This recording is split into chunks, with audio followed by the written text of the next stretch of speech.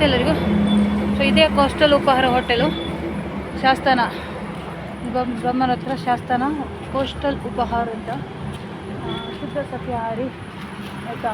ಇಲ್ಲೇ ನಾನು first ಪ್ರಶಾಂತನ meet ಆಗಿದ್ದು ಆಯಿತಾ. ಅವರು ಅವರ ಮಗಳು ಮತ್ತು ಪ್ರಶಾಂತ್ ನಾನು ಇಲ್ಲಿ ಫಸ್ಟು ಒಮ್ಮೆ ನನ್ನಂತೆ ಕರ್ಕೊಂಬಂದಿದ್ದು, ಮತ್ತು ನಾನು ರವಿ ಅವರು ಅವ್ರ ಫ್ಯಾಮಿಲಿ ಮತ್ತು 2ನೇ ಸಲ ಬಂದ್ವಿ. ಸೊ ಈ ಹೋಟೆಲ್ನವ್ರಿಗೆ ನನ್ನನ್ನು ಚೆನ್ನಾಗಿ ಗೊತ್ತು ಆಯಿತಾ. ಇವಾಗಲೂ ಮೇಡಮಲ್ಲಿ ಮಾತಾಡಿಸಿದೆ. ನನಗೊಂದು ಕ್ಲಾರಿಫಿಕೇಷನ್ ಬೇಕಿತ್ತು.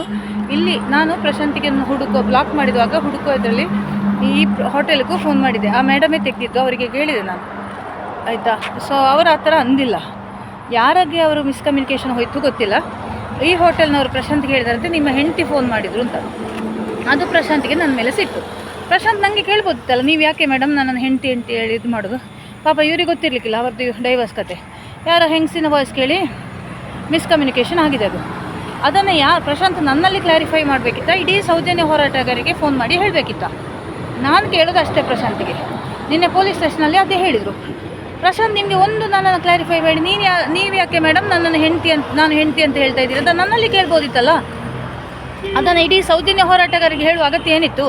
ನಿಮಗೆ ಗೊತ್ತಿದೆ, ಸೌಜನ್ಯ ಹೋರಾಟಗಾರ ಎಲ್ಲ ಅನ್ಎಜುಕೇಟೆಡ್, ಅನ್ಪಡ್ಗಳೇ ಇರೋದು, ಅನ್ಕಲ್ಚರ್ಡ್ ಜನಗಳೇ ಇರೋದು. ಇಲ್ಲಿ ಹೋದಲ್ಲಿ ಹುಲಿ ಹೋಗಿ ಅಂತ ಹೇಳುವ ವ್ಯಕ್ತಿಗಳೇ ಇರೋದು. ನಾನೀಗ ಇದೇ ಹೋಟೆಲಿಗೆ ನನಗೆ ಆ್ಯಕ್ಚುಲಿ ಮೇಡಮ್ದು ರೆಕಾರ್ಡ್ ಮಾಡಲಿಕ್ಕೆ ಆಗಲಿಲ್ಲ. ಯಾಕೆ ಒಬ್ಬರು ಲೇಡಿ ಅವ್ರದ್ದು ವಾಯ್ಸ್ ಯಾಕೆ ಅಂತ ನಾನು ಕನ್ಫರ್ಮ್ ಮಾಡಿಕೊಂಡೆ. ಮೇಡಮ್ ನಿಮ್ಮ ಕಡೆಯಿಂದ ಆ ಥರ ಇನ್ಫಾರ್ಮೇಷನ್ ಹೋಗಿದೆ. ಇಲ್ಲಪ್ಪ ಯಾರು ನಾನು ಹೇಳಿಲ್ಲ ಅಂತ ಹೇಳಿದರು. ಯಾವುದೋ ಹುಡುಗ ಹೇಳಿದಂತೆ. ಆ ಹುಡುಗ ಏನು ಅಂದ್ಕೊಂಡಿದ್ದಾನ, ನನ್ನ ಲೇಡಿ ವಾಯ್ಸ್ ಕೇಳಿ ಅವನಿಗೇನು ಗೊತ್ತು ಪ್ರಶಾಂತದ ಹೆಂಡತಿ ಡೈವರ್ಸ್ ಕೇಸ್ ನಡೀತಾ ಇದೆ ಅಂತ, ನನ್ನನ್ನು ಹೆಂಡತಿ ಅಂತ ತಿಳ್ಕೊಂಡಿದ್ದಾನೆ. ಸೊ ಎಲ್ಲ ನೋಡಿ, ಸಣ್ಣ ವಿಷಯಗಳು ಮಿಸ್ಕಮ್ಯುನಿಕೇಷನ್ದು ಆಗಿರೋದು. ನಾನು ಹೇಳ್ತಾ ಇರೋದು ಒಂದೇ, ಸಣ್ಣ ಅಂಡರ್ಸ್ಟ್ಯಾಂಡಿಂಗ್ ದೊಡ್ಡ ಇಶ್ಯೂಸ್ ಆಗಿ ಇದಾಗಿದೆ. ಸೊ ಇಲ್ಲಿ ಸಣ್ಣ ಇಶ್ಯೂಸ್ ಇದ್ದಿದ್ದು ನನ್ನ ಬಗ್ಗೆ ಪ್ರಶಾಂತ ಬೇರೆ ಏನೋ ಹೇಳಿದ್ರು. ನಂಗೆ ಅದು ಸಿಟ್ಟು ಬಂದಿದ್ದು. ಅಂಥ ರಿಲೇಷನ್ಶಿಪ್ ಏನು ನಮ್ಮ ನಡುವೆ ಇರಲಿಲ್ಲ ತಾನೇ.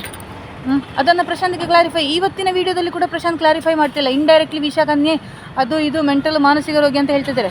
ಇದೇ ನಿಮಗೆ ಮದುವೆ ಮಗನೇ ಆಯಿತಾ. ಪ್ರಶಾಂತ್ ನಂಗೆ ಯಾವ ಕಾರಣಕ್ಕೂ ಬಿಡೋಲ್ಲ. ಮರ್ಯಾದೆಗೆ ನನ್ನನ್ನು ಅನ್ಬ್ಲಾಕ್ ಮಾಡಿ, ಅಲ್ಲಂದ್ರೆ ಯಾರ್ದಾದ್ರೂ ಕಾನ್ಫರೆನ್ಸಲ್ಲಿ ಇಶ್ಯೂ ರಿಸಾಲ್ವ್ ಮಾಡಿದರೆ ನನಗೂ ಒಳ್ಳೆಯದು, ನಿಮಗೂ ಒಳ್ಳೆಯದು, ಸಮಾಜಕ್ಕೂ ಒಳ್ಳೆಯದು. ಆ ಸೌಜನ್ಯ ಹೋರಾಟಗಾರರಿಗೆ ಅಥವಾ ಡಿ ಗ್ಯಾಂಗ್ನವ್ರಿಗೆ ಸ್ವಲ್ಪ ನೆಮ್ಮದಿ ಸಿಗ್ಬೋದು. ಇಲ್ಲಾಂದರೆ ಇಡೀ ಯೂಟ್ಯೂಬಲ್ಲಿ ಬರೀ ಪ್ರಶಾಂತ್ ಅಂತ ಕೇಳಿ ಅವರು ಹುಚ್ಚರಾಗ್ತಾರೆ ಆಯಿತಾ. ನೀವೇನು ಹೇಳಿದ್ರಿ ಬ್ರ್ಯಾಂಡ್, ನಾನು ಇನ್ನೊಮ್ಮೆ ನೋಡ್ತೀನಿ ಆ ವಿಡಿಯೋ. ನನಗೆ ಇವತ್ತು ಫುಲ್ಲು ಟಯರ್ಡ್ ಆಗಿದ್ದೀನಿ ನಾನು. ಯಾಕಂದ್ರೆ ಲಾಸ್ಟ್ 2 ಡೇಸಿಂದ ಹೆಕ್ಟಿಕ್ ಜರ್ನಿ ನಂದು. Bengaluru to Shastana to Kota to Udupi to Mangaluru to ಕಾಸರಗೋಡಿಂದ ಅಗೇನ್ ಇವತ್ತು ಮಂಗಳೂರಿಂದ ಪುನಃ ಉಡುಪಿಗೆ ಬಂದೆ. ಅಲ್ಲಿ ಸ್ವಲ್ಪ ಕೆಲಸ ಇತ್ತು.